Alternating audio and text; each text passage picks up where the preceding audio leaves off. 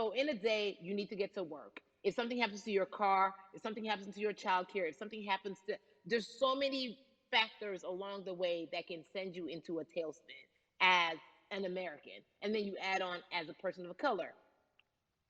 If you're just trying to get to vote and you already have to go through all of these hurdles and hoops in your everyday life, imagine the one day when your voice really is supposed to matter the most in this country. But then you also see all the times that you tried to have your voice matter and then it's been shut down, repressed, told it doesn't matter. And then you're kind of like, what's the point? How do we keep hope though? If I'm watching this right now, I want to I how do we as a people stay hopeful? How do we believe in the promise that these quote unquote forefathers have given us? Because have you met black people? By default, like hope is infused in our DNA. Like you know what I'm saying? Like by the like if we haven't been broken now through, be it through You're right. slavery, through Give capitalism, it to me. through Give it through to me. colonization, through Yeah, segregation, you're right. through I mean, listen, the history of black people in this country is at one point we were 3/5 the people. Mm-hmm. That's it. At one, That was a written law. And look at us now. We are whole. We are black girl magic. We are black boy joy. We are, you know what I'm saying? mm-hmm. What I think about in terms of giving us hope, right? We're making a lot of people nervous right now, Carrie. We're Oh, making a girl, lot of people Ben. nervous right now because they're like, dang, we put all these obstacles in their way, and these jokers are resilient. But that should give us hope. That should give us hope that like we can't stop, won't stop. I mean, I went to the school of Diddy. You know what I'm saying? Hashtag, Harlem shaking it right now. Can't stop, won't stop. And I think that's our motto. We can't stop voting and we won't stop voting. We can't stop marching and we won't stop marching. We can't stop thriving and we won't stop thriving. To that end, because you led me directly there, I've been asking everyone who's appeared on this platform, what does activism look like? And I feel like back in the day, we had an idea. Yes, it is marching. Yes, it Yeah. is protesting. Yes, it is speaking out against things that we feel are not right or unjust. But talk to me about what activism looks like for Yvonne Orji. Listen, activism, I think the beauty of activism is that it has many faces, right? You're going to have the people on the front lines. Like, you know what? Martin Luther King marched, but there were a lot of women who were in the homes like, hey, BT Dubs, when they come back, this is how we support all the people who are marching on the front lines. And we're going to be here doing what we know to do best here. And you know what? Somebody needs to bail them out of jail so now we need to be in the community, getting money or whatever it is. So it's like everybody has a position to play. And so play your position like a shortstop, bruh. So whoever you are and whatever you do, play your position. So activism could look like, you know what? I'm not the one that's built to be on the front line, but you know what? My pockets go deep, so I'm gonna support the people on the front line. I'm a comedian. Black joy is a form of activism. There's always a call for entertainers or celebrities that have the platform to do something. Why aren't you speaking out? I'm not a believer in thinking that it's mandatory. Like you said, everyone can be an activist and be activated in different ways. But talk to me about the connection. Talk to me about the marginalization in your world and how you feel like it even inspires you to say more and use your platform to do more.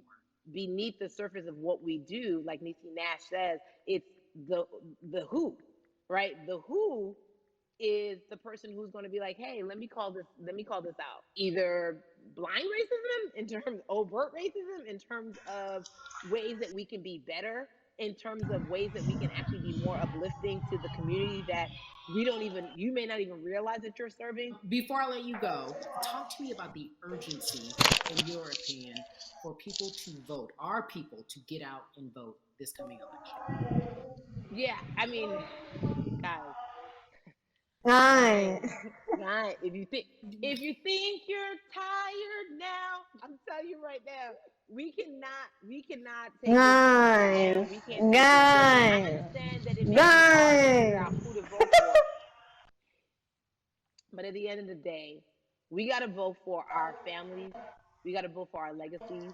We got to vote for continued For progress. upward We have to mobility. vote for upward mobility. We have to vote for equality in a way that is long lasting. And if we succeeded before, we can do it again. You talk about the hope. This is the time. This is not the time to give up. This is not the time to pretend away that we haven't made progress. We have. There's still much more to be done. And you know what? We might have to get to a point where we pass the baton to our children and our children's children, but we still have work to do now for that generation. Yvonne Orgy, you are everything. You are Molly, but you are not Molly. But I love you so much as Molly on HBO's Insecure. You are an amazing podcaster, Jesus and Joel. Shout out to Lovey. And then we also have movies. Like you, the world. You're a model, a cover model. Also, wait, don't let me forget your hugely successful stand-up comedy special on HBO. Girl, I mean, you're doing it all, and I am so grateful. You are truly the dream, not just the American dream. You're the black girl, brown girl, do it all dream, the immigrant dream, everything. You're a beautiful, beautiful soul. I really, really mean that from the bottom Thank of my you. heart. Yvonne Orgy, ladies and gentlemen, nothing but the best and excellence personified. Thank you so much, my friend. I love you so much, Mama. Mwah.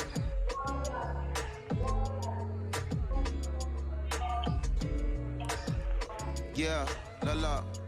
So, Atlanta has been one of the hotbeds in terms of political unrest and social injustice. We've seen so much happen in that city, and we've also seen so much come from that city, including one of our very own founding fathers of the civil rights movement, and that's Martin Luther King Jr. But right now, we want to welcome in someone who has used his platform to talk about voting, to talk about racial injustice, and how he's trying to help. Atlanta's very own Russ joins us now on We the People. Russ, I'm not going to fan out and tell you what some of my favorite songs were that I listened to repeat on yours. We're going to get to the topic at hand. So we Amazing. got to talk about Okay, I'm kind recently of bored. you did I an don't really, interview where you like, shared I your don't really outlook want to on watch it. culture and music. Do you And want you to watch also were it? very candid about the fact that Hello? you have a privilege and that it's necessary for you to give back. Tell everybody about what that means. As like it's very obvious, I'm white and I'm in black culture and I'm benefiting financially off of it. So I feel like if you're a white person financially benefiting off of black culture, you have to put finances back into black culture. It's just that simple. The screenshots with your feelings, it just comes off like fake empathy because it comes off very dismissive and very oh, that sucks for y'all. But anyway, back to what I was doing. Have you felt that way always, or is it now because of the time of where we are in this country? I've always had the feeling. I think now it's just obviously elevated. It's a new level, and there's new. It's to the point now where you can't. First of all, you can't not say anything. Second of all, though, I just think saying something isn't enough anymore. I think if you have the ability to put money back into a culture that you're financially benefiting from, you have the ability to. You should. It's interesting that you talk about it in that way because some people do believe that silence is the best way to go because it's hard to talk race, especially if you're white and you're in the black culture. People just feel as if they can't talk about it. They feel awkward. They feel as if they don't have the privilege or the voice or the words. How do you find yourself right now in terms of interacting with people when they want to talk to you about social injustice, police brutality? What's going on in this country right now? Well, first of all, picking and choosing whether you want to be silent or not about race, that's a privilege in and of itself. But Oh, no, I mean, I try to just do my best to listen to the black people around me and the educated black people I have in my life. So I do my best to not act like I have all the answers for everything, especially in a culture that I'm not from. But that's why when we decided to raise the money um, for Black Lives Matter organizations, when we raised 500,000, we got on the phone with some of the women who started Black Lives Matter. I got on the phone with Tamika Mallory. I was on the phone with Karen Civil and talking with my friends to make sure the money went to like the correct places, and people who really need it. It's just about listening. That's all. It's about listening. Let's talk about that for a moment because the way I think of activism for me, it looks very differently. It's not necessarily just protesting on the front lines. I think that's great. But what about being an activist in the way in which you have decided to be one? What inspired you? What did it look like? You said you raised money for Black Lives Matter. What did you do? Mhm. Walk us through everything that you did and how you find yourself in this moment right now. So for me, it was 3 years ago. I had like a string of festivals, and I decided that I was going to wear T-shirts with a message on them because I figured, what better what better time to use a platform than in front of a bunch of people. So one of the T-shirts I wore was, if you want to change the system, speak up, white silence is pro racism, the whole thing. And it didn't really it kind of got swept under the rug back then. But when all this stuff started happening again, and it's been happening, the police brutality against innocent black people, I was like, man, I'm not the biggest artist in the world, and I certainly don't have the most white fans in the world, but I got a good amount of people that I can definitely mobilize and turn into some money. And I know they're down for the cause because it's merch, it's a good thing. And I've always been outspoken anyway, And so, how am I going to be in black culture and not be outspoken about racism? And then I got to ask you this, because you grew up in Atlanta, so that gives you a heads up, depending for so many people, because you're in the crux of that beautiful black city where there are so many wonderful black leaders, home of so much great music and things that speak to our culture right now.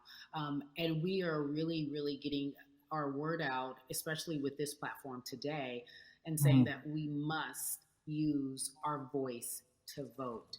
Talk to me about what the importance of voting for you in this upcoming election.